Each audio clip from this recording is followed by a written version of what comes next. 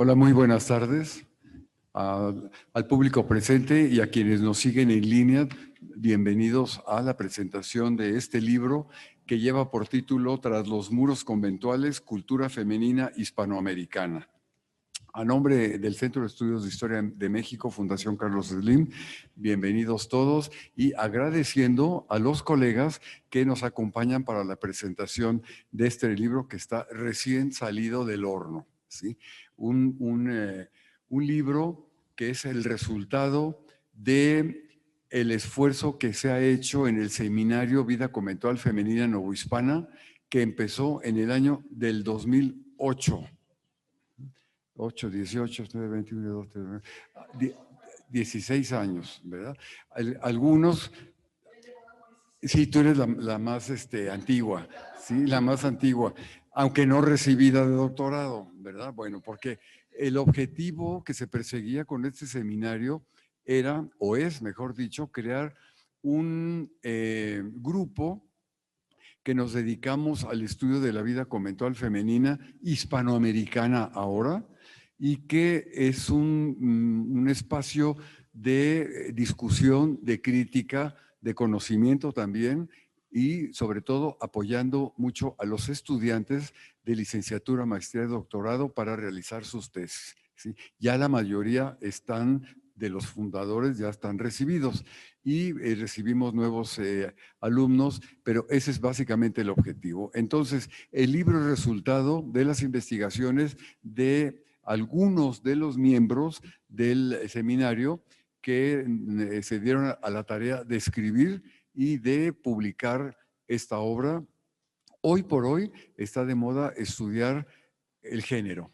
¿Sí? Hoy por hoy es género. En todos lados uno abre el periódico, ahí hay congresos por aquí, congresos para allá. Es el rescate de la historia de la mujer, sobre todo en nuestro país.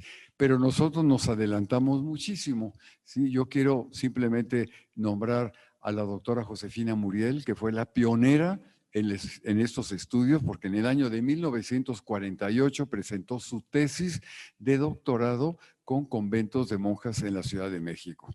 Y no hay investigación que no cite a la doctora. Se le reconoce como la pionera, aunque el doctor O'Gorman le dijo antes del examen, ¿para qué estudias eso que no sirve?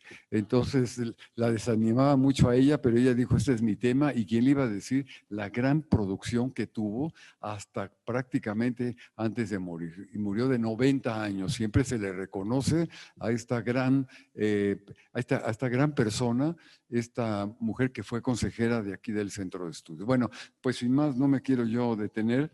Le voy a pasar la palabra al doctor José Rubén Romero Galván, quien es el moderador de la mesa. Él es del Instituto de Investigaciones Históricas y te agradecemos muchísimo que hayas aceptado ser el moderador, porque sabemos que tu agenda es muy complicada, pero que nos hace siempre en el Centro de Estudios un espacio generoso. Muchas gracias. Adelante. Bueno, muy buenas tardes. Y debo comenzar agradeciendo la invitación para coordinar esta presentación por varias razones. Una, porque el libro que se presenta es fruto de las discusiones, contiene los trabajos que son fruto de las discusiones de un seminario. Y yo creo mucho en esos trabajos, en esta manera de trabajar, no solamente la historia, sino también otras ciencias, en donde un grupo de personas se reúnen y discuten sus temas y hay un flujo de conocimientos y de críticas muy sanas que permiten afinar y enriquecer aquello que se está produciendo. Entonces, en primer lugar por eso. En segundo lugar, porque considero que en esta época, más allá de la feminidad, creo yo que la vida conventual es como un misterio. Vivimos en una realidad a tal grado laicizada que hay incomprensión respecto de la vida conventual. Muchas veces se escuchan ciertos juicios como pobres mujeres ahí presas. No entiende que hay algo que se llama vocación religiosa y que, claro, habrá habido alguna que otra que la metían ahí para que no anduviera haciendo desfiguros en la sociedad, pero la mayor parte eran mujeres con una profunda vocación religiosa, sabían a dónde estaban y sabían cuáles eran los compromisos profundos que adquirían al abrazar la vida religiosa. Entonces, bueno, pues por esas razones y por otras más, me da mucho gusto que me hayan invitado y agradezco mucho a coordinar esta mesa. Le voy a dar la palabra en primer lugar a la doctora Nuria Salazar Cimarro. La doctora Salazar es profesora investigadora, titular C, de la Coordinación Nacional de Monumentos Históricos del Instituto Nacional de Antropología e Historia. Es miembro, y yo me honro en ser su colega, en la Academia Hispanoamericana de Ciencias, Artes y Letras y de la Sociedad Mexicana de Historia Eclesiástica. También estoy ahí, pero nunca voy. Bueno, es titular del proyecto de investigación La Plata en España y México en los siglos XVI al XIX, junto con el doctor Paniagua Pérez de la Universidad de León en España. Y ella es titular, sí, del proyecto Arquitectura y Vida Cotidiana en la Clausura Femenina Novohispana. Y por lo tanto, bueno, pues sus comentarios por ese lado serán muy autorizados respecto del libro que presentamos. Y forma parte de diversos consejos editoriales, entre los que destacan el Boletín de Monumentos Históricos del INAH, que es una revista muy reputada y que está indexada, y también de los anales del Instituto de Investigaciones Estéticas de la UNAM. Entre sus libros se cuenta La Capilla del Santo Cristo de Burgos y La vida común en los conventos de monjas en la ciudad de Puebla. Además de estos trabajos, hay un buen número de ensayos, artículos, capítulos en libros, en fin. Es la doctora Salazar, colega muy respetada por todos nosotros, por las aportaciones que ha hecho en su campo. Nuri, tienes la palabra. Muchas gracias, José Rubén Romero.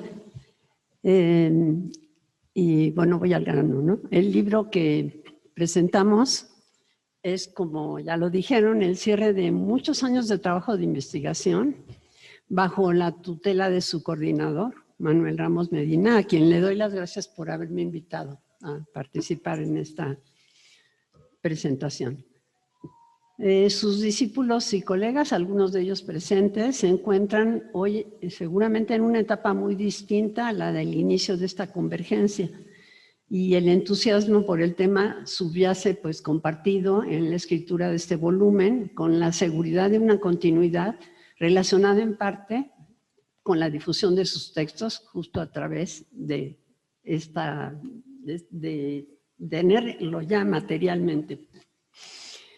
La introducción a cargo de Manuel Ramos es una síntesis del contenido a la vez que un reconocimiento a los logros alcanzados, ya que subyace un cariño especial hacia los autores al señalar los alcances obtenidos. Eso me parece muy importante.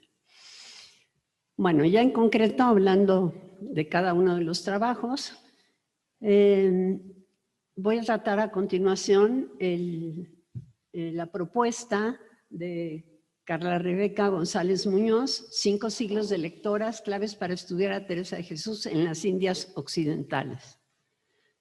Bueno, su aportación es un camino alternativo de quienes han abordado la vida y obra de la monja avilense.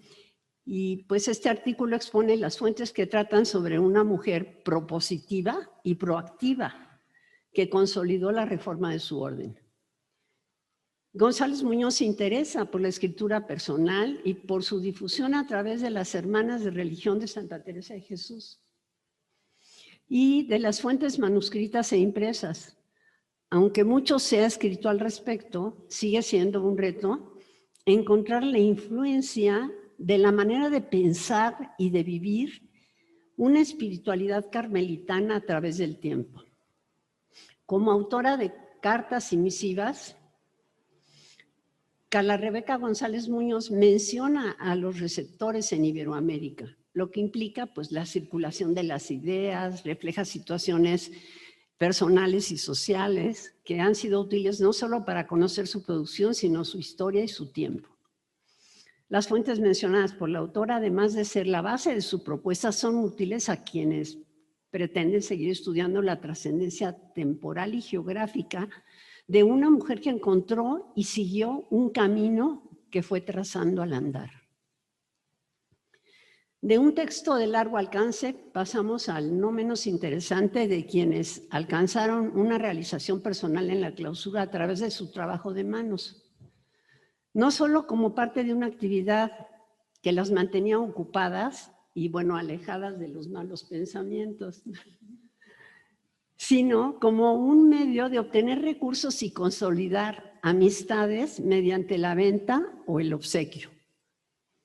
El enfoque de Gigián Hernández de Olarte parte de un marco regulatorio, ya que se basa en 4 impresos sobre la regla, las constituciones y un tratado de la abadesa Francisca de Jesús, presentes en la biblioteca de las religiosas indias del convento de Corpus Christi. Estos documentos señalan los horarios de la comunidad y los de la sala del albor o del trabajo en soledad en la celda, sin perjuicio de las horas de sueño. Recomendación también de Teresa, el sueño y alimento era primordial.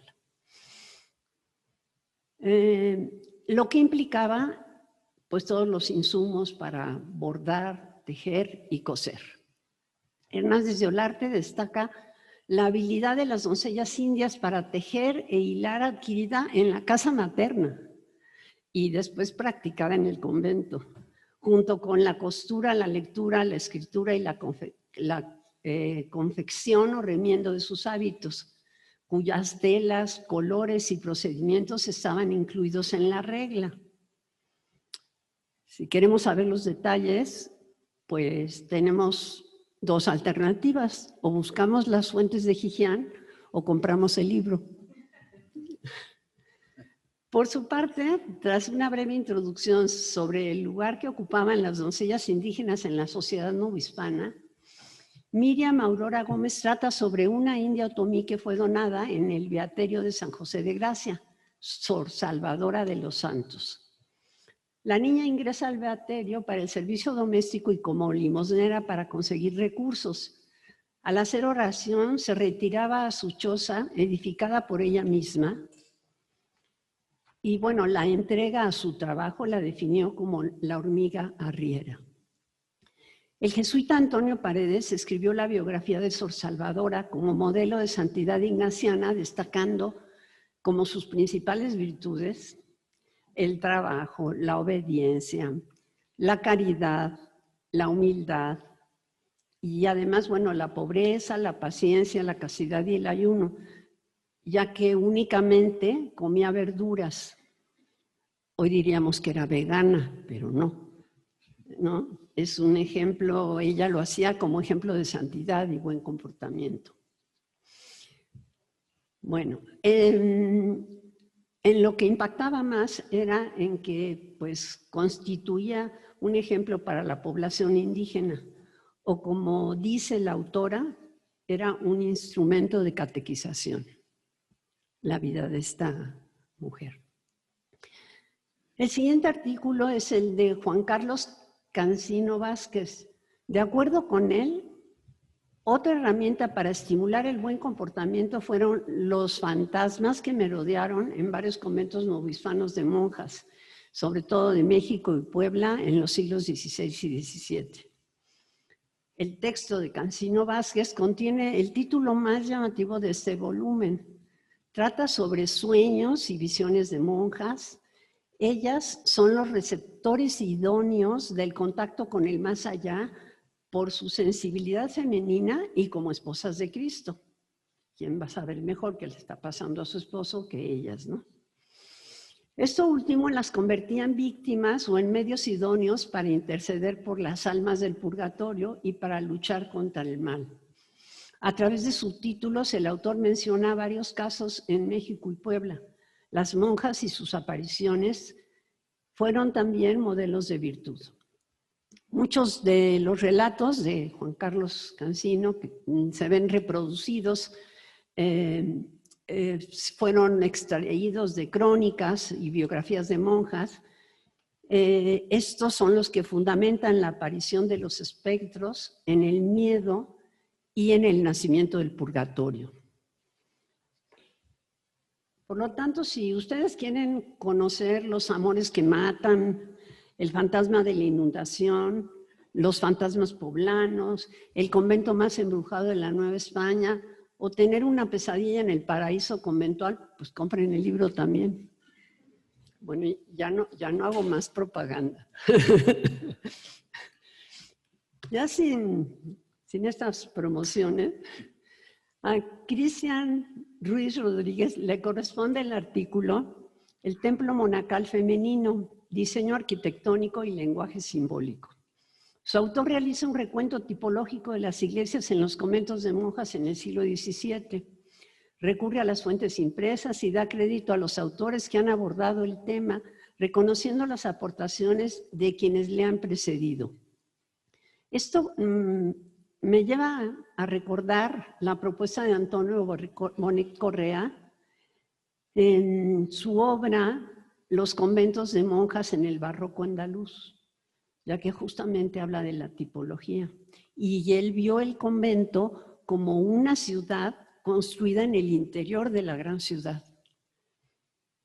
Bueno, cosa que también ha desarrollado Cristina Rato. Así que, bueno, de alguna manera vemos que una brillante idea sigue iluminando a las nuevas generaciones.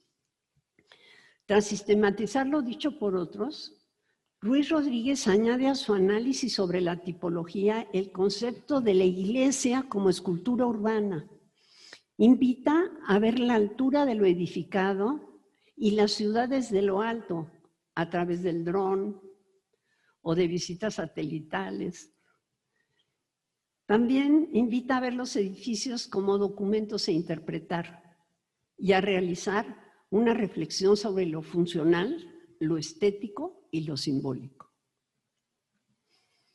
Por su lado, Víctor Cruz Lascano, aquí presente también, trata sobre mudanzas transoceánicas. Los panecillos del Milagro de Santa Teresa atraviesan el Atlántico. Aunque la manufactura de los panecillos trasciende hasta el día de hoy, el texto de Cruz Lascano se centra en el siglo XVII y trata de prodigios y controversias. Los casos concretos de salud y favores recibidos se manifiestan dentro del entramado social, con la participación o desaprobación de autoridades civiles y religiosas tras el análisis de los hechos. Por lo mismo, aunque los milagros se centran en territorio novohispano a través de personas concretas, los panecillos se llevaron a Manila y a Alba de Tormes, traspasando las fronteras. En la primera aprobación del milagro, sin duda aumentó la devoción a la Santa Vilense, aunque la difusión significó una pérdida para su lugar de origen, el convento de las Carmelitas de Puebla. Por su efectividad, la manufactura de los panecillos pues, pasó de un convento a otro, llegó a la cocina doméstica y también a la privada, o sea, ya no solo dentro del convento, sino también en el exterior. Y bueno, pues no podía ser de otra manera cuando llovían peticiones de salud dentro y fuera del convento. Cruz Lascano relaciona los panecillos con la Eucaristía y el maná caído del cielo y con alimento del alma, así como con las tradiciones de San Nicolás Tolentino, San Elías y San Eliseo, ya que esos panecillos se daban con una bendición especial a los enfermos y a los más necesitados. Como el autor de este artículo desarrolla el tema de la reconfiguración de los panecillos a partir de migajas, propone nuevas investigaciones con otros panecillos milagrosos, los que se guardaron en relicarios. ¿Verdad que el mismo o alguien más que se apunte puede seguir esta ruta? Norma Anabel Barrera. Hola, Norma. Trata sobre la escritura monjil de dos religiosas dominicas del convento poblano de Santa Rosa. Tras una introducción en la que inicia con su percepción de los límites del desarrollo intelectual de la mujer novohispana, afirma que estas dos religiosas vivieron entre tinteros, plumas y libros, dedicadas al estudio, la lectura y la escritura.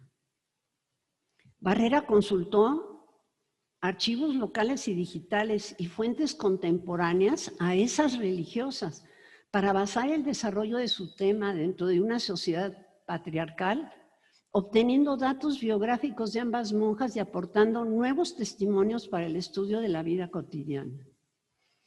Para destacar su papel en asuntos de primer orden del que había sido beaterio de Santa Rosa, añade que se transformó en convento impulsado por una de las dos escritoras. La participación del confesor en la escritura monjil vuelve a tener un lugar protagónico como lo han probado otros autores, ya que se convierte en un vínculo de acceso al quehacer intelectual.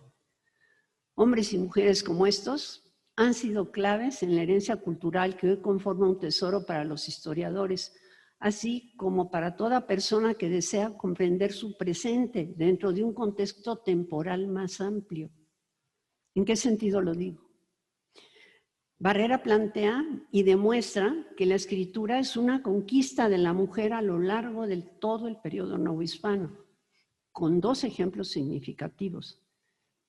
En el crecimiento de la nómina de autoras, podemos incluir a Norma Anabel Barrera, porque la escritura sí es una conquista.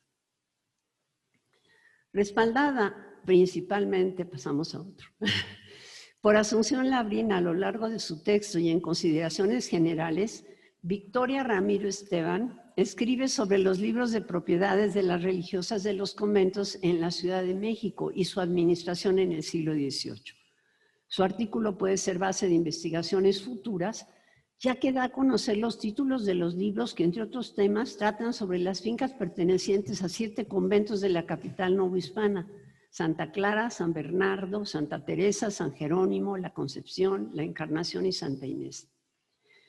De los libros ordenados cronológicamente, da a conocer los nombres de los mayordomos y de algunas monjas administradoras, así como de los arrendatarios en uno de los casos.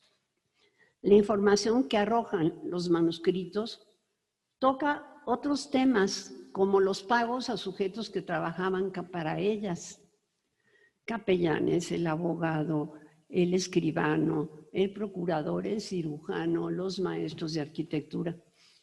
Y también sus compromisos y beneficios relacionados con censos y depósitos.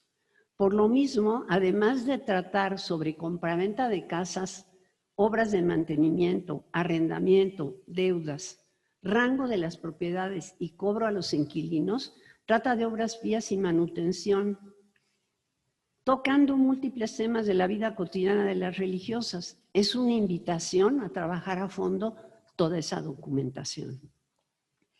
Por último, propone identificar las casas de las religiosas, entre las que se conservan alguna del siglo XVIII en la ciudad, y para esto propone y describe un ejemplo. Bueno, con una estructura discursiva y una redacción impecable, Sofía Brizuela y Óscar Leonardo Londoño, que pues espero nos estén viendo a distancia, trabajaron el texto Convertirse en monjas predicadoras, comunidades religiosas femeninas y su incorporación a la orden, un estudio comparativo.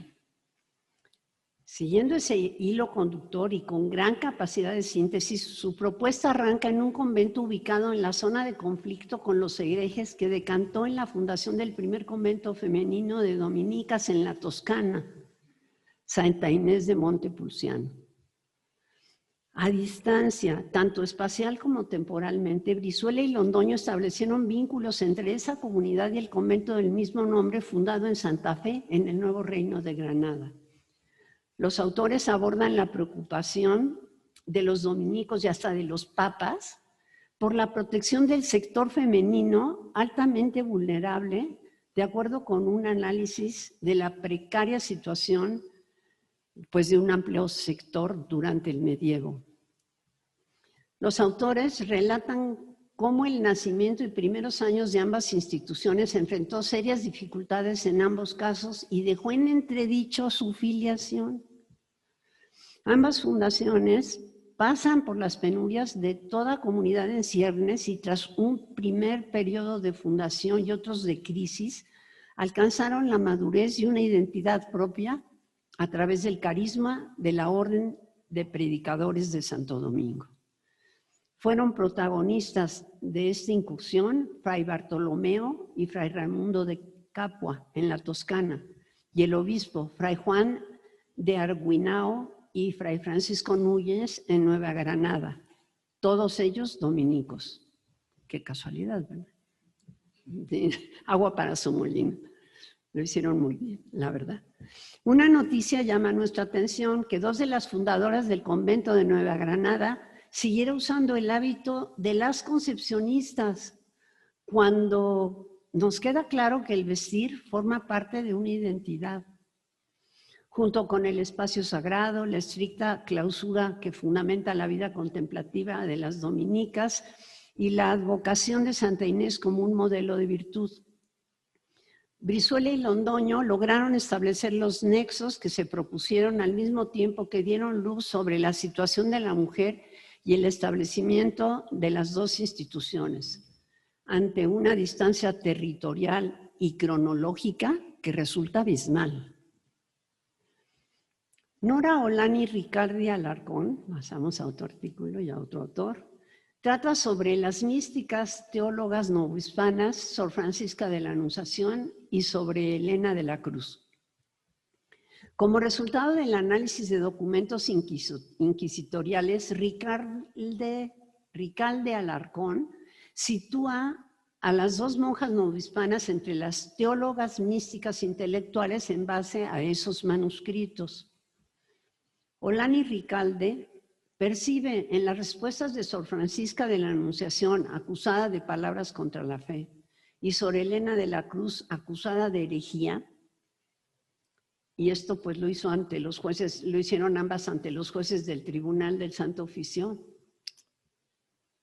pero analiza los textos y ve un desarrollo intelectual en una conciencia individual, producto del contacto con la teología dogmática, la teología moral, la teología litúrgica y la teología espiritual, que para fundamentar su afirmación, pues explica.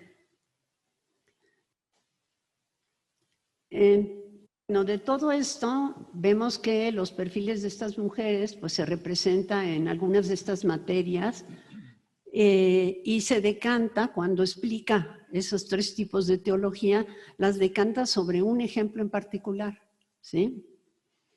Y todas ellas son escritoras. Y por lo mismo vemos que cierra el apartado con Santa Teresa de Jesús, a la que ya no situada en la Edad Media, sino en el Renacimiento, considera que es receptora de los conocimientos anteriores, funcionando como un puente entre las místicas medievales y las monjas novohispanas. En el último capítulo de este libro, Diana Barreto Ávila trata sobre cofrades y mercaderes, su relación con las primeras instituciones femeninas en la Ciudad de México en el siglo XVI. 2 son sus protagonistas. El encomendero, inversionista y regidor del Cabildo de la ciudad, Luis de Castilla, propietario de las minas de Tasco y de los solares en donde se cimentó y continuó durante 4 siglos el convento de la Inmaculada Concepción de Nuestra Señora, cuyos inicios se relacionan con el monasterio de la Madre de Dios, fundado como beaterio. El otro personaje es Alonso Ballesteros, mayordomo del Colegio de Nuestra Señora de la Caridad, fundado inicialmente para niñas mestizas y habitado en el futuro por una gran diversidad de pupilas relacionadas que incluso llegan a tocar la élite capitalina novohispana. Ballesteros intervino en las finanzas del colegio, en el comercio interior y exterior, abarcando principalmente los mercados del maíz, el cacao y el azogue. De manera que tanto Luis de Castilla como Alonso Ballesteros contribuyeron a la formación de las nacientes, estoy citando a la autora, élites económicas y políticas del siglo XVI. En suma, todos los textos incluidos en este libro tratan con justicia lo que proponen en sus títulos. Están escritos con corrección e incluyen una conclusión o invitación para continuar con investigaciones de género en el ámbito conventual, que inició la doctora Josefina Muriel a mediados del siglo XX. A su debido tiempo, la obra de Muriel despertó curiosidad, interés y compromiso entre los jóvenes investigadores. Los que han escrito en este libro retoman las propuestas de los que les anteceden, las reescriben con enfoques diversos, añadiendo sus propias reflexiones y conclusiones. Me refiero a documentos manuscritos, crónicas, biografías y autobiografías de conventos y monjas, pero también a la producción historiográfica del siglo XX y de lo que va del XXI, valorando además lo ya dicho. Son 11 los trabajos y 11 las propuestas variopintas en temas y enfoques. Y son 24, las pueden contar, las letras del título de la obra, formadas con una tipología moderna que absorbe ejercicios caligráficos del pasado, únicamente visibles a quienes decidan observar con atención. De este diálogo visual entre el pasado y el presente participan los autores de este libro que, para los lectores, muestran ventanas hacia un pasado poco conocido y que en muchos aspectos continúa tras los muros conventuales. Muchas gracias.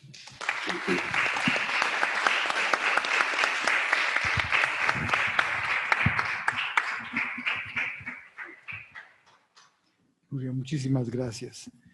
Toca ahora el turno a la maestra Carla Rebeca González Muñoz. Ella es licenciada y maestra en Historia por la Universidad Nacional Autónoma de México y actualmente es postdoctorante. Entonces eres doctora, ¿verdad? No, soy doctoranda.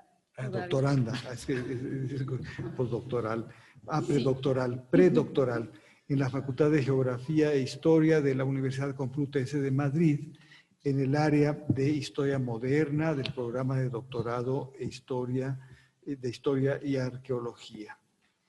Forma parte de un grupo de investigación en la misma universidad, Virtuosa Pars, que lleva por título este grupo Política y Cultura de las Élites Ibéricas en la Edad Media Moderna, España-Portugal, siglos XVI a XVII, y forma parte del proyecto de investigación Las prácticas culturales de las aristocracias ibéricas del siglo de oro, de los orígenes del cosmopolitismo alto moderno, siglos XVI-XVII.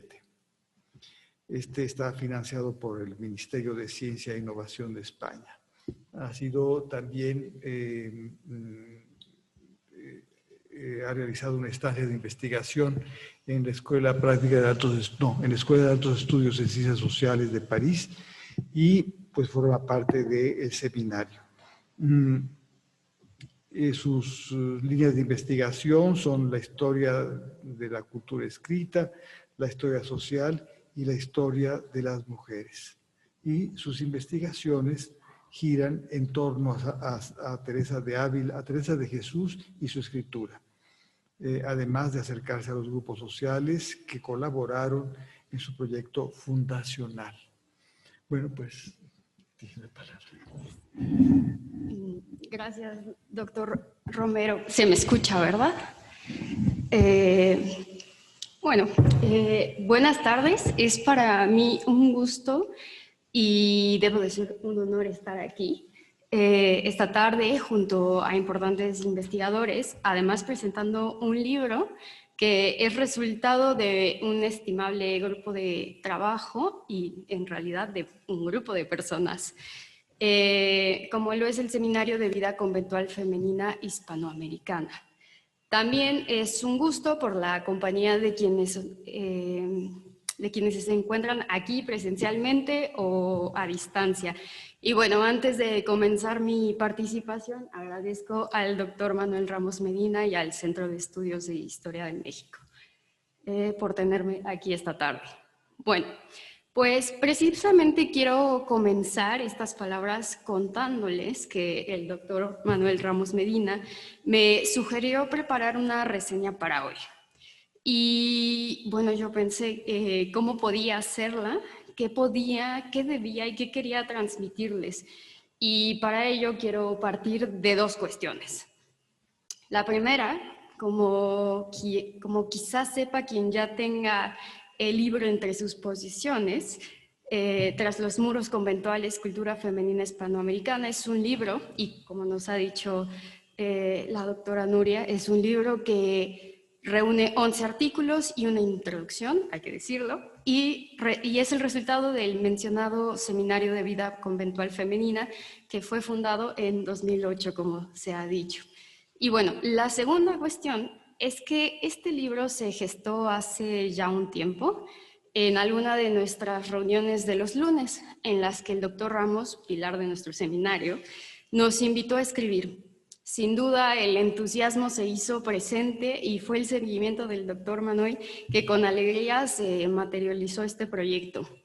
Y bueno, como se imaginarán, el doctor Manuel suele transmitirnos consejos valiosos y hoy me gustaría rememorar, y espero hacerlo bien, sobre dos de ellos. Y uno es que el tema de estudio que elegimos nos ha elegido a quienes estamos ahí. Y la otra es la importancia de escribir amenamente, pero también para más personas, para más públicos. Y creo que estas dos intenciones, la de compartir sobre quién estudiamos y la de pensar en las personas a las que les escribimos, es algo que recorre a las páginas de Tras los muros. Pues entre cada artículo, sin duda la lectora y el autor hallarán investigaciones con cuestionamientos apasionantes sobre el mundo conventual femenino. Y bueno, antes de continuar sobre las luces que arrojan los escritos reunidos, quisiera contarles que el libro se compone de trabajos variados, como bien hemos visto ya, y que tratan, por ejemplo, desde las labores manuales de las religiosas, como el bordado y la escritura. También del estudio de la administración de los conventos, la influencia de otros sectores sociales, la arquitectura y el simbolismo de estos espacios. Otros aspectos culturales han sido tratados como el mundo de lo sobrenatural o el aporte desde la teología y la mística de las religiosas novohispanas, la influencia de Santa Teresa de Jesús en las Indias Occidentales, hoy el continente americano. Es otra vertiente tratada que se conecta con el estudio de otras comunidades que se trasladaron mientras predicaban. Al leer cada uno de los artículos va sumándose una mirada de conjunto que posibilita observar algunos puntos en común que son de gran interés. Y creo que aquí coincido con la maestra Nuria, es identificable el reconocimiento a los aportes de las y los investigadores que han sido pioneros en el estudio del mundo conventual femenino. Es algo notable en los textos. Y bueno, hay que decir el mundo conventual femenino novohispano y de otros espacios afines. Y, por ejemplo, algunos de ellos ha sido la mencionada Josefina Muriel, Asunción Labrín, el propio doctor Ramos, la propia maestra Nuria Salazar, Alicia Basarte, Concepción Amerling, Rosalba Loreto, Antonio Rubial, Gisela Fombo-Besser, Doris Bienco, entre otras y otros más de suma importancia. Pero también hay la mención de historiadores e historiadoras que por sus estudios sobre las mujeres, la vida cotidiana, la cultura, la economía, han sido referentes como por ejemplo Dorothy Tang de Estrada, Ángela Tienza, Teófanes Ejido, María del Pilar Martínez López Cano, María del Mar Graña, Cristina Rato, etc. Como verán, es que se va haciendo un listado, un cúmulo. Y bueno, igualmente algunos sucesos o influencias son comunes y los artículos reunidos dan cuenta de ello, como de nuevo, insisto, la importancia de Santa Teresa o de Sor Juana se aparece. La concepción sobre las mujeres y el estudio, incluso en autores sauliocos que en el fondo fueron bastante críticos, como Fray Luis de León o Juan Luis Vives, pues también nos va quedando claro entre algunos de los artículos. Pero con certeza, en el libro vamos comprendiendo la relación que las mujeres tuvieron con la escritura, tanto en el periodo medieval como en el moderno, que van saliendo pues esos ecos entre las distintas temporalidades.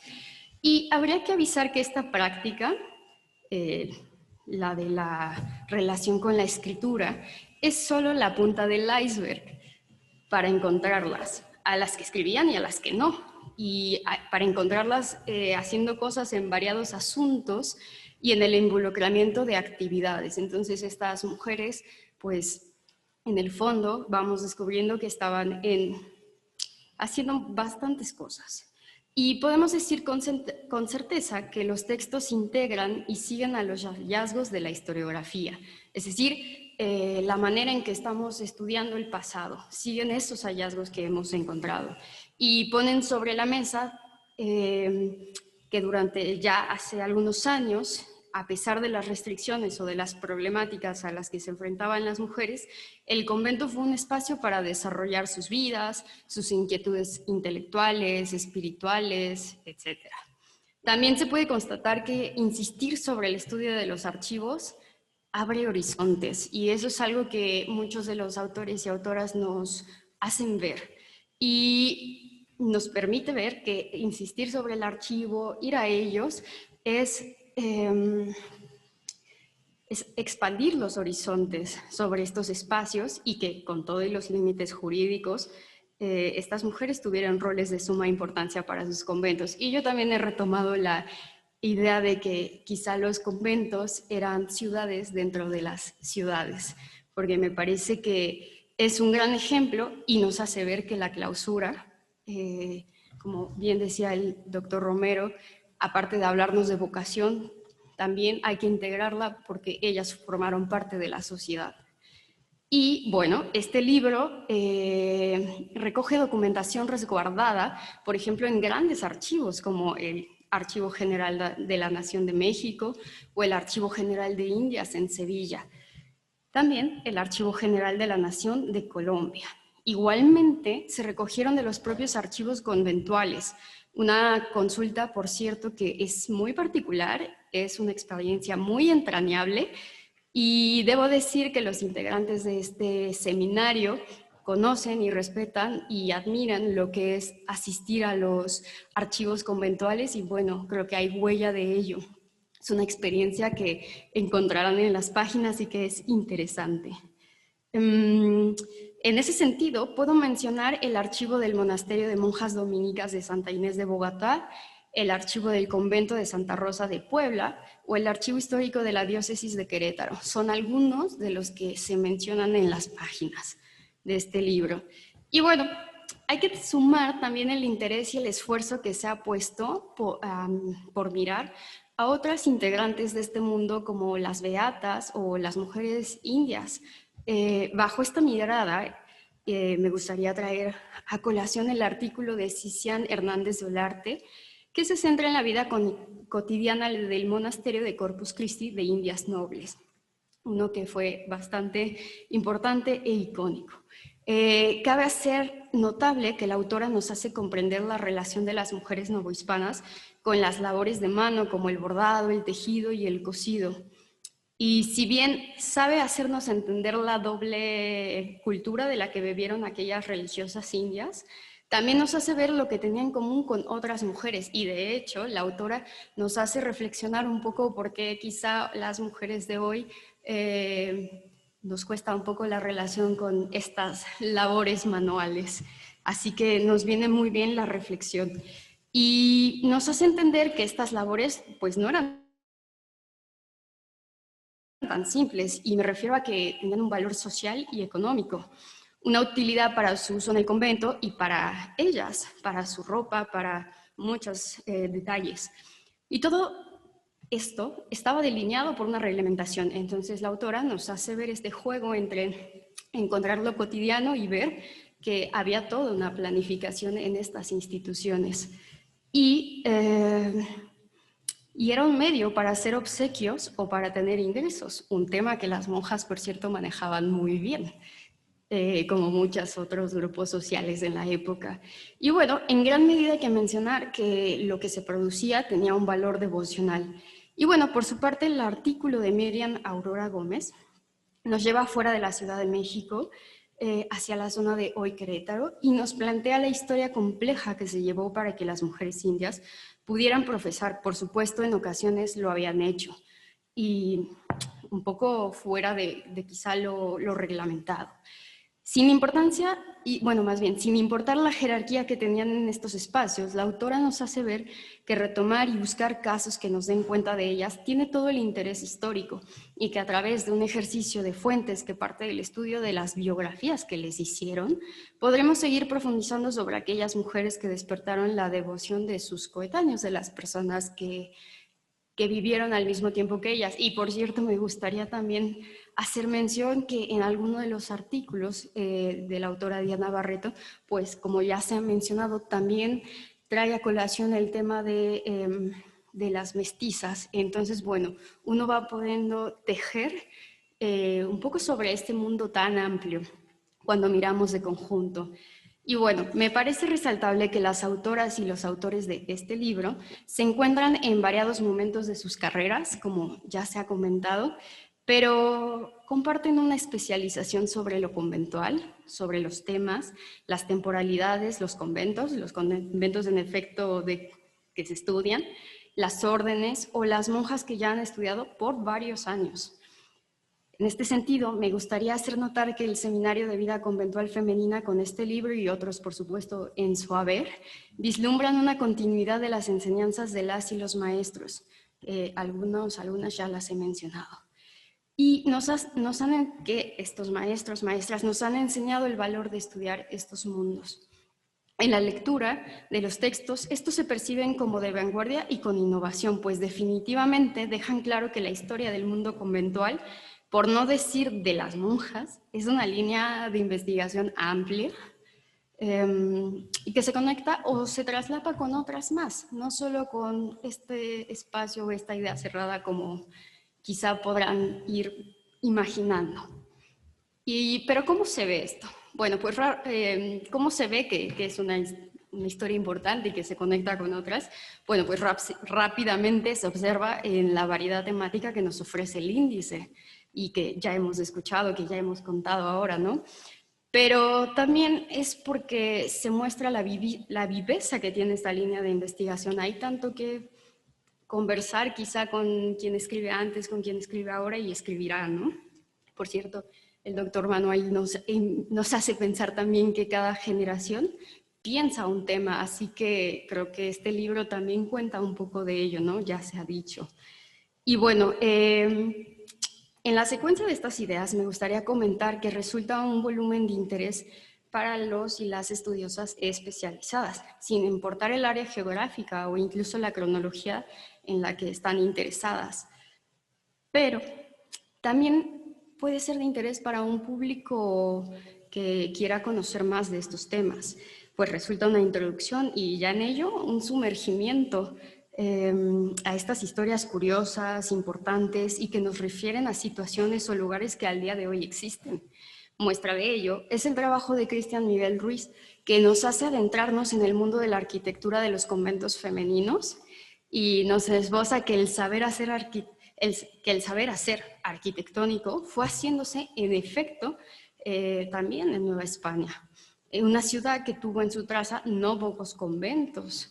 Y también nos introduce en la teoría, una teoría que para hacer estos edificios había detrás un tema religioso, simbólico, teológico, y me olvidaba aquí en mi guión de decir que incluso las monjas eran conscientes de ello.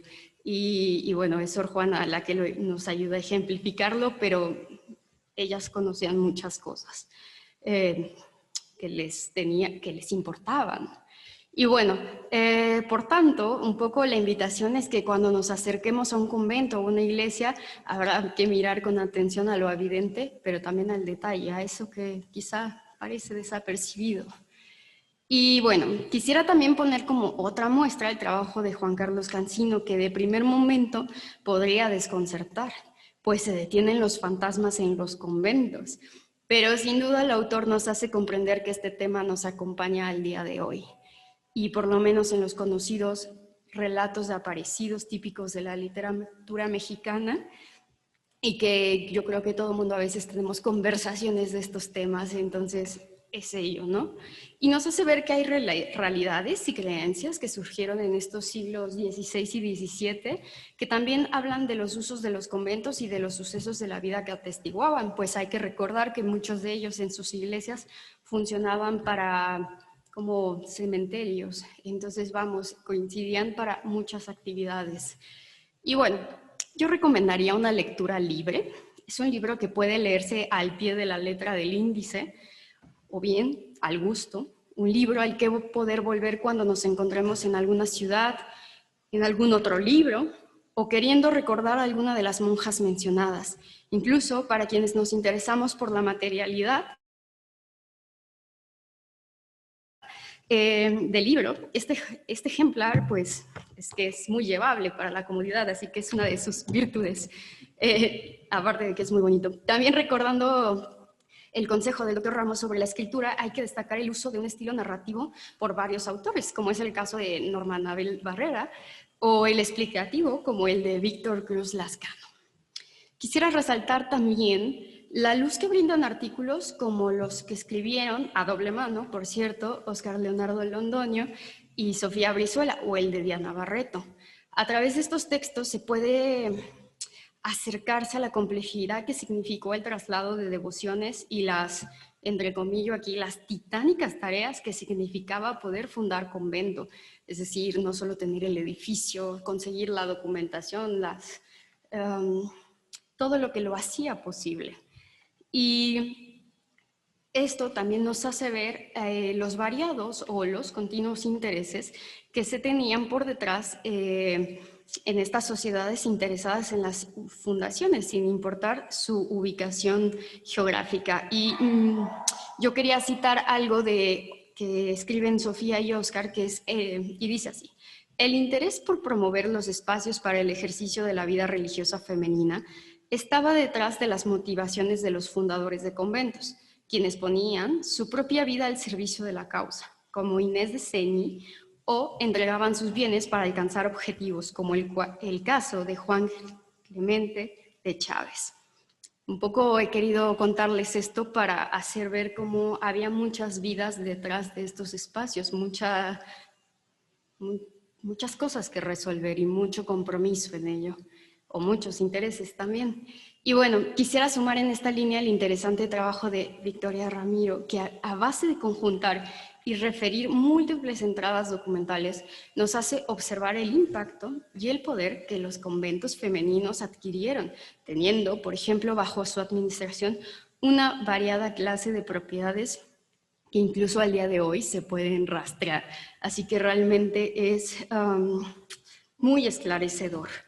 Y bueno, por otra parte, quisiera hacer notar que tanto Nora Ricalde como Norma Barrera nos ayudan a repasar y puntualizar en el caso de escritoras, místicas y teólogas, haciendo ver que existieron una variedad de escritoras, desde aquellas que conocemos hoy en día en las librerías hasta aquellas que nos pasan un poco desapercibidas. Ellas compartieron su labor de pluma con otras y también con otros, y que la investigación histórica aún puede rastrearlas entre manuscritos, procesos inquisitoriales o ediciones impresas. Y bueno, podría alargarme más para detallar cómo, entre otras actividades como el gobernar, porque los conventos tenían toda una gestión para su funcionamiento que a veces quitaba tiempo a la escritura, pero eso queda en el libro. Y bueno, de cara a ir terminando, simplemente quería comentar que en mi participación ha sido un gusto poder hacer un ejercicio de pensar cómo Santa Teresa tenía una relación con las Indias occidentales y con todas estas mujeres, y no solo pensarlo como cuando pasa a ser santa, sino que en vida ella también compartió contextos igual que ellas. Así que un poco eso, y también pensar por qué al día de hoy conocer sobre ellas, sobre personas como Teresa o Juana, pues algo se nos expande. Así que algo en nuestra mente o en nuestra mente, no lo sé. Y bueno, finalmente termino dando las gracias y invitándoles a leer y sobre todo a seguir las actividades de este seminario y de lo que van trazando estos estudios. Creo que desde diversas preguntas, si pensamos en cómo eran los tiempos antes o las mujeres de antes, quizá en este tipo de productos podamos tener respuestas. Y quiero terminar diciendo que aquel consejo que nos decía el doctor Ramos de que nuestro tema nos elige, no es tanto un tema, sino las personas que estudiamos, que hacen que valga la pena trabajar y contar sus historias. Muchas gracias, espero que lo disfruten.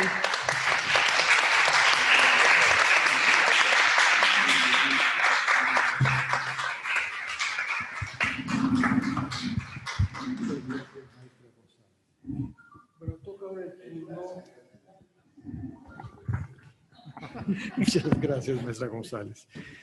Toca ahora el turno a María del Carmen Espinosa Valdivia.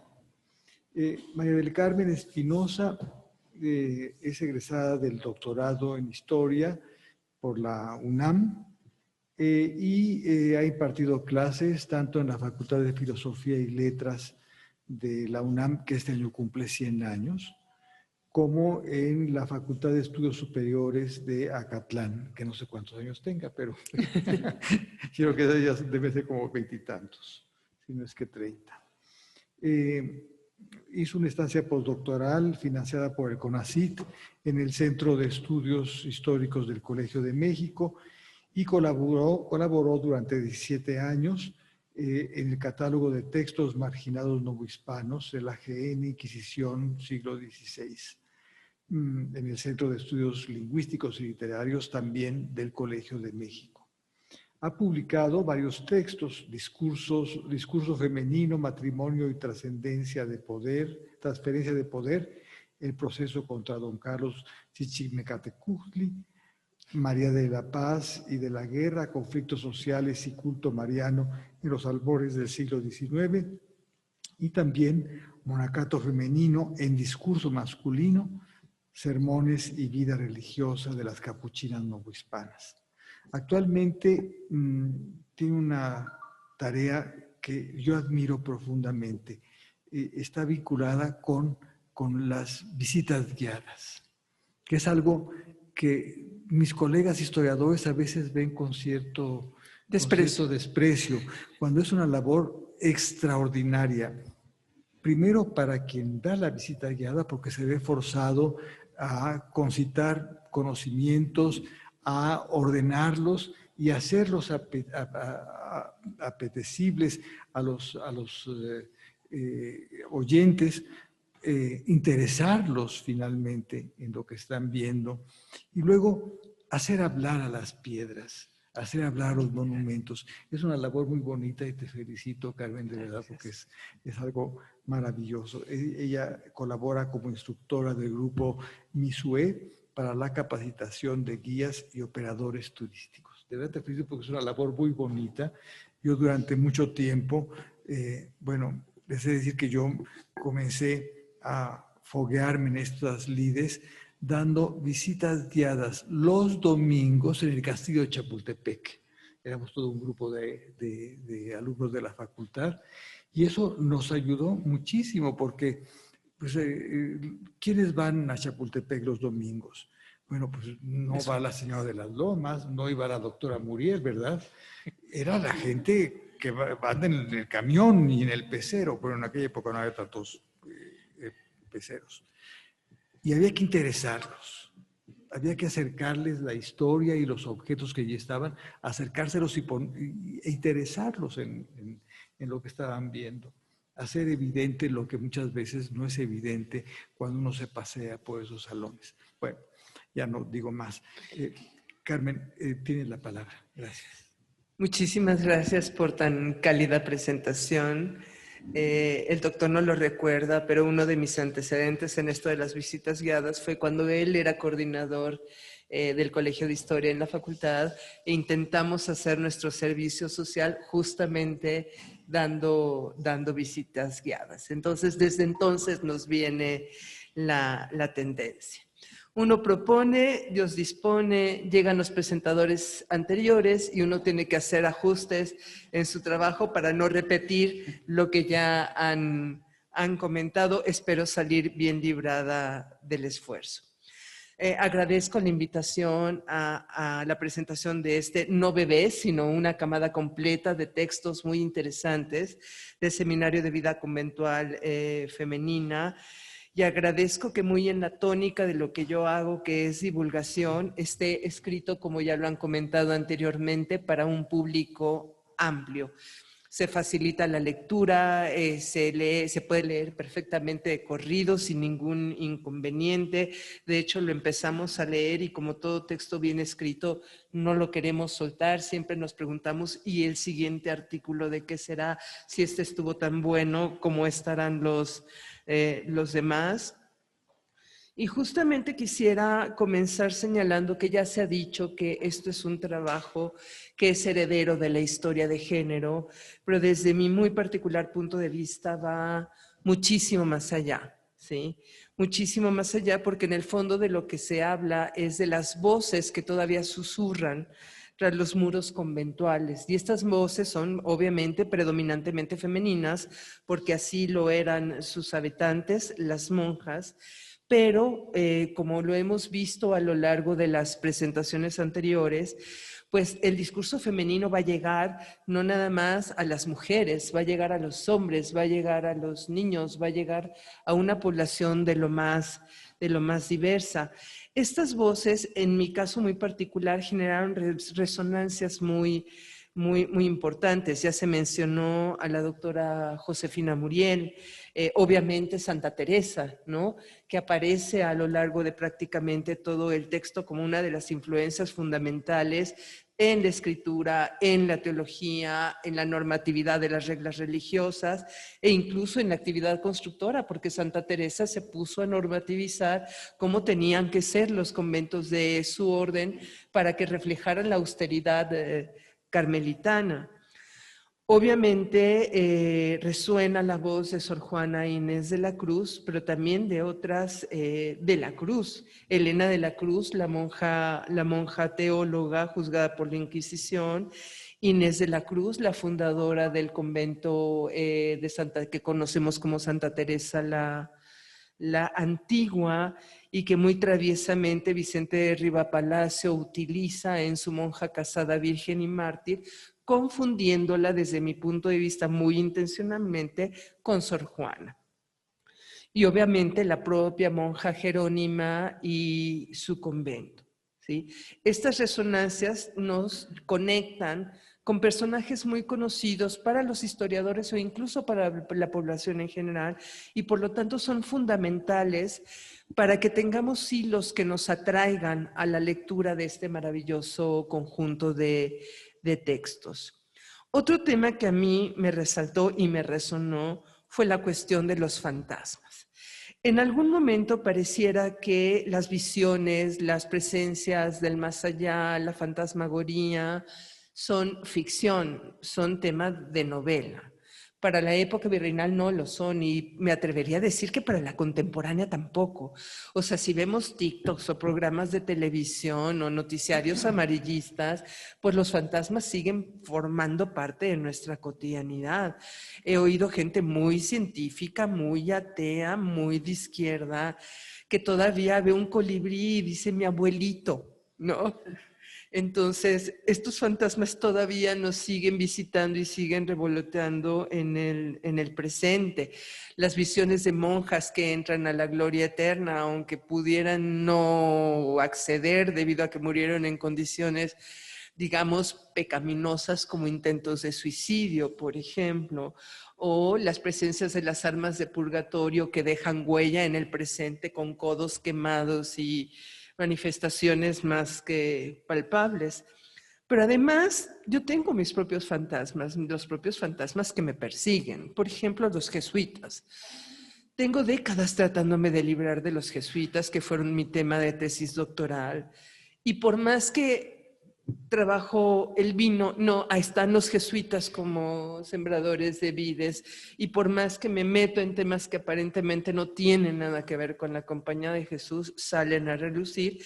En este caso, el padre Paredes, que es el autor de uno de los textos hagiográficos, que es otro de mis fantasmas, ¿sí? Sobre una religiosa, ¿no? La geografía, tema fundamental entre las obras de la Compañía de Jesús. Otro de mis fantasmas son las cofradías, que yo trabajé desde mi tesis de licenciatura y que también digo, ahora sí, ya prometo que esto que voy a leer no tiene nada que ver con las cofradías. Y aquí nos encontramos que evidentemente algunos de los fundadores de los conventos de religiosas son cofradías o miembros destacados de cofradías, ¿sí? Entonces, estas evocaciones también nos conectan a nuestra propia vida de una manera o de otra, sea por medio de las cuentas, de las propiedades, de las finanzas. ¿Cómo que monjas financieras? Ahora estoy muy metida en las cuestiones de finanzas porque si uno quiere que su emprendimiento sobreviva, tiene que saber contar y que tiene que llevar libros de cuentas y lo que sea. Y entonces de repente nos encontramos con que pues ya las monjas bastantes siglos antes tenían sus libros de propiedades, sus libros de cuentas, tenían pleitos de arrendamiento e incluso propiedades en lugares de dudosa calidad moral como la calle de Mesones. No trato más el tema, ahí lo dejamos. Otro de mis temas fundamentales es el arte. Entonces, ver un artículo dedicado a la fábrica material, a la construcción, pero no nada más a la parte fría, ¿no? Que si el coro, que si las portadas pareadas, que si el presbiterio, que si una sola nave alineada con la calle, que eso es algo que más o menos teníamos conocido, pero entender la participación de las monjas en la relación con su espacio, con sus osarios, con sus coros, pero también el conocimiento que tenían de el porqué de esa arquitectura donde no hay un elemento que sea banal y superfluo. Todo tiene una calidad y una carga simbólica, todo tiene un sentido, todo tiene una razón de ser. Se vuelve esa casa donde las monjas pudieron ejercer sus actividades, sus labores de mano, su lectura teológica, su escritura, y por lo tanto esos muros de esos templos de los que se está hablando aquí siguen resonando con las voces de estas monjas que los habitaron y nos siguen hablando de su vida cotidiana y de su presencia en los espacios conventuales.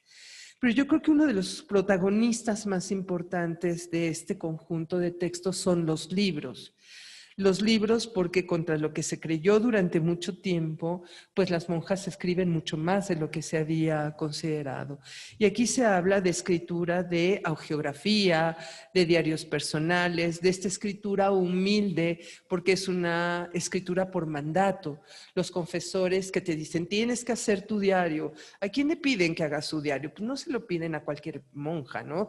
Se lo piden a una, pues para empezar, que sabe escribir, pero por otra parte, que va teniendo una vida moral, una vida religiosa, una vida que expresa dones cristianos relevantes como para que sean dignos de ser recuperados en un texto, ¿sí? Y que probablemente ese diario, esa escritura se va a convertir después, a veces por manos femenina, en otras por manos masculina, en una obra incluso publicada, ¿sí?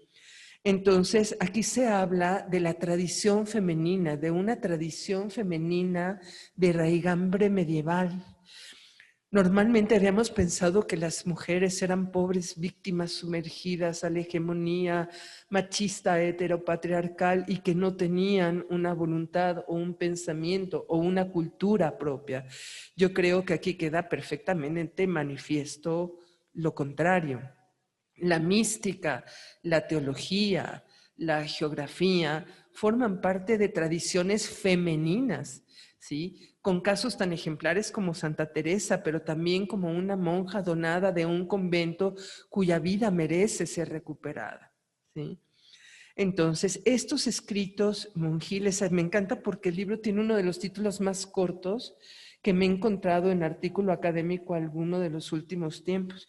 Escritos monjiles, ¿sí? Es más grande el nombre de la autora que el título del artículo. Esto es en el fondo una provocación, porque dices, ¿cuáles escritos? ¿De cuáles monjas? ¿Cuándo? ¿A qué hora? ¿Dónde? ¿Por qué? ¿Sí? Entonces te ves obligado a leerlo así, si te quieres enterar del chisme, ¿no?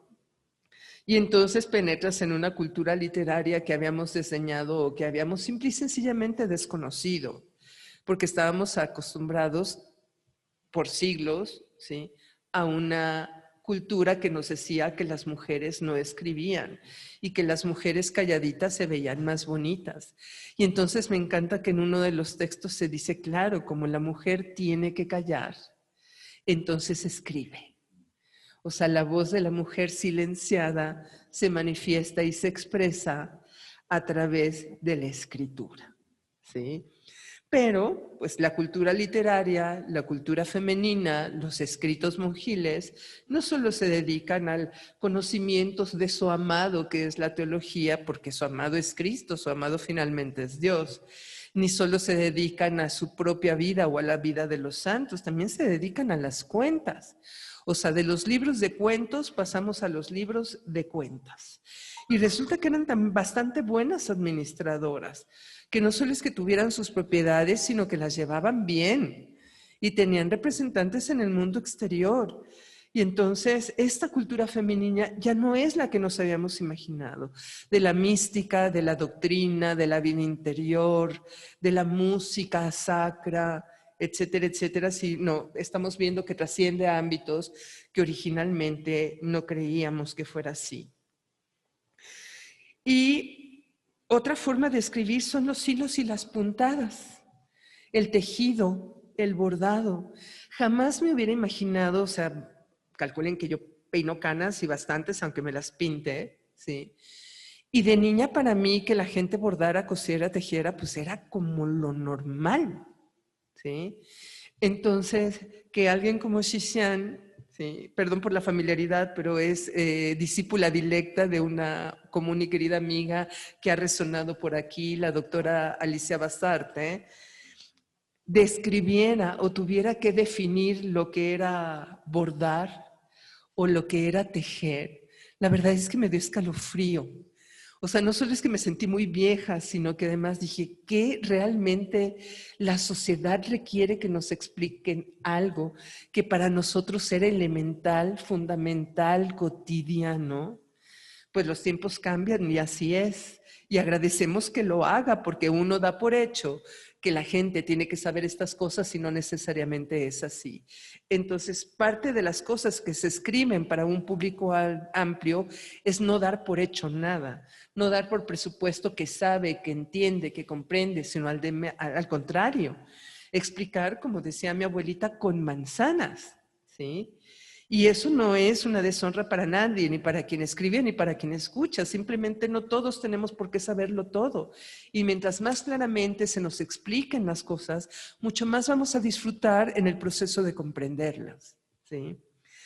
Entre estos hilados y puntadas, me llama mucho la atención que el textil va a venir recurrentemente en más de uno de los trabajos, ¿sí? No nada más en el de Xixian, sino Sor Salvadora de los Santos. A mí me parece medio cacofónico el nombre, pero bueno, esas cosas no se consideraban cuando uno elegía su nomenclatura al ingresar al convento. Esta monja donada, otomí, cosa que también me dio escalofrío porque uno piensa en comunidades originarias y piensa, claro, los nahuas, ¿no?, los mayas, los zapotecas, otomí, ¿sí? Pero además emparentada con Conín, conquistador de Querétaro, ¿sí? O sea, no cualquier otomí, emparentada con un conquistador indígena, porque eso tampoco nos recuerda, ¿no? Se nos olvida que los indígenas fueron tan conquistadores como los españoles, o que hubo indígenas tan conquistadores como los españoles, que además bordaba, tejía y teñía. O sea, no nada más bordaba y tejía, teñía. Valdría la pena considerar el propio acto de tejer, de bordar, como un acto de ofrenda a lo sagrado por sí mismo, más allá de lo que ya comentaron, del vestido, los objetos para el culto, la decoración de los propios conventos o de las iglesias, sino también como un acto sagrado en sí mismo. Porque yo los invito a tejer o a bordar algún día, yo sí lo hago. De hecho, por disciplina de unos años a la fecha, me exijo coser o bordar cuando menos unos minutos al día por salud mental. Y no saben cómo se parece tejer a meditar. Realmente tejer con foco, porque aparte no lo puedes hacer de otra manera, si no se te van los hilos y las hebras, es un estado de lo que ahora pomposamente se llama mindfulness, ¿sí? Que yo creo que Santa Teresa cuando oye eso se ha de estar como muriendo de la risa, no revolcando, sino muriéndose de la risa en su tumba. Entonces, los invito que si no han practicado estas artes, que desde mi punto de vista también son medio brujeriles, lo hagan, porque realmente resulta fascinante. Para no extenderme demasiado, quisiera comentar que si yo tuviera que encontrar hilos que entretejen todas las obras que están en este maravilloso libro, uno de ellos serían las trascendencias. ¿A qué me refiero con trascendencias?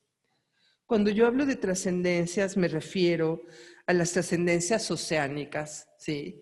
Los textos de Santa Teresa y el pensamiento de Santa Teresa llegando a Indias, por ejemplo, por cosas que ni siquiera nos imaginaríamos. Todos sus hermanos, varones, migraron a Indias y a través de la correspondencia con ellos llega parte del pensamiento teresiano a América, aparte de las fundaciones de los conventos, de la rama reformada que ella ayudó a construir en España. O sea, lo micro y lo macro, lo familiar con lo global, ¿sí? Pero también las trascendencias entre la clausura y el mundo. Entre estas monjas que no podían asomar las narices por fuera de las puertas de sus conventos, y los ranchos que administraban, y las tierras que tenían, y las casas que rentaban, y la gente que leía sus libros y sus confesores, un largo etcétera que nos habla de que las monjas estaban mucho menos enclaustradas de lo que ahora podríamos imaginar. Pero también las trascendencias entre el más allá y el más acá. Y no solo por los fantasmas, no solo por las visiones, por las almas en pena que se hacían visibles ante varias de ellas, sino también entre ellas y lo sagrado, entre ellas y Jesús, su esposo, ¿sí?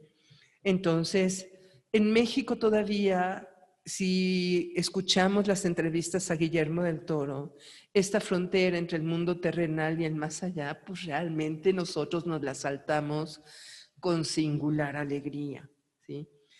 Pero también las trascendencias de género, entre hombres y mujeres, niñas educandas y monjas, confesores y religiosas, personas, mujeres que escriben sus diarios y los jesuitas que hacen sus hagiografías o sus biografías. O sea, esta frontera de género que creamos un poco artificialmente, pero también reivindicativamente, que terminan disolviéndose. ¿Por qué? Porque finalmente la historia es la historia del género humano, más allá de todos los masculinos, los femeninos, neutros, etcétera, ¿sí? Pero también las trascendencias étnicas, españolas, criollas, mestizas, indígenas, otomís, de cuños y de etnias, nacionalidades diferentes, lo cual reitera que esta sociedad de castas inamovibles que era la sociedad no hispana, pues no era así. Sí, no era así. Y nos faltan las negras, que las negras en los conventos también tenían su historia y también tenían sus cosas que contar. Sobre todo agradezco las trascendencias de generación. Los que somos de otras épocas y de otros cuños, Disfrutamos enormemente de leer textos de gente tan joven, pero trabajos tan bien hechos, tan sólidamente investigados en libros antiguos, en archivos, en bibliotecas. No voy a profundizar en el asunto, ¿sí? Pero ver que más allá de las edades y las generaciones, solo hay dos tipos de trabajos: los bien hechos y los mal hechos, los bien investigados y los que no lo están. Y se agradece tener la oportunidad de comentar un libro que está bien escrito, que está bien investigado. ¿Por qué? Porque es el producto finalmente de un trabajo colectivo, en donde cada uno de los autores, estas trascendencias, estos hilos que se entretejen entre todos los trabajos, pues es en buena parte porque se ve que hay una colaboración, hay un trabajo conjunto. La sociedad novohispana era una sociedad corporativa. De hecho, en uno de los trabajos se habla de la monarquía corporativa. En el fondo, yo creo que una de las cosas que nos ha permitido sobrevivir como sociedad mexicana es que las corporaciones subsisten, desaparecen, pero vuelven a emerger ahora disfrazadas de grupos de trabajo y seminarios de investigación que siempre son mucho más allá que espacios donde se escribe o se investiga. Finalmente, este libro es una obra de historia humana, pero no de historia humana en abstracto, conceptual, de géneros o de clases, sino con nombres y apellidos, de personas concretas que expresaron sus vivencias de palabra o por escrito y cuyas voces han resonado hasta nuestros días gracias a libros como este, Tras los muros del convento. Muchísimas gracias.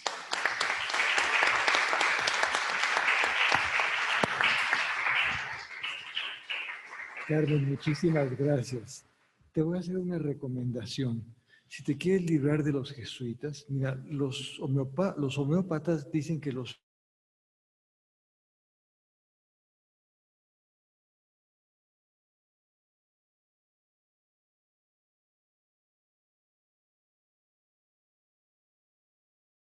La homeopatía, o sea que sí, agua de San Ignacio. o me aplico los ejercicios espirituales de San Ignacio. También, sí, también. O las dos cosas, O las para dos que sea más cosas. efectivo. Bueno, pues daremos por concluido esta presentación. Ha sido una presentación muy rica. Creo yo que quienes del público no se han acercado a este texto están más que invitados a hacerlo, a incursionar en este universo tan complejo, tan rico como era el universo de los conventos femeninos. En realidad eran mundos, como se ha planteado aquí, Carmen lo detalló muy bien, no eran cerrados, sino los vasos comunicantes, las trascendencias, como tú le has llamado, con el exterior, eran muchas y muy continuas. Después de todo, estamos ante mundos profundamente humanos, ¿no? Pues, de verdad, no queda... es que quiero decir, déjame acabar. Entonces no queda sino recomendarles vivamente la lectura y le paso el micrófono a mi exalumno Manuel Ramos, que está desesperado por hablar. Solamente para darle las gracias a los comentaristas y invitarlos a que lean el libro. Y por otro lado, que el tema sigue siendo muy actual, ¿sí? En España, y creo que estás muy al tanto, es el levantamiento de las monjas en contra de la institución, o las monjas del Lerma, que son más de 300 y hay lista de espera para ingresar, ¿sí? Bueno, y en México también la vida conventual continúa. Yo nada más quiero dar el ejemplo de las concepcionistas en Xochimilco, que es realmente un fenómeno muy, muy interesante, un fenómeno sociológico y antropológico, y con la presencia del niño, el niño de las suertes, que es increíble. Las invito a que lo vean, ¿verdad? Y por último, decir, esto es historia de México también, es nuestro pasado, ¿sí? Y de alguna manera nos trastoca a cada uno de nosotros ese pasado que lo vemos muy lejano, pero que no lo es muy actual. Pues no me queda más que agradecerles nuevamente a todos por su presencia, a los que nos siguieron en línea también.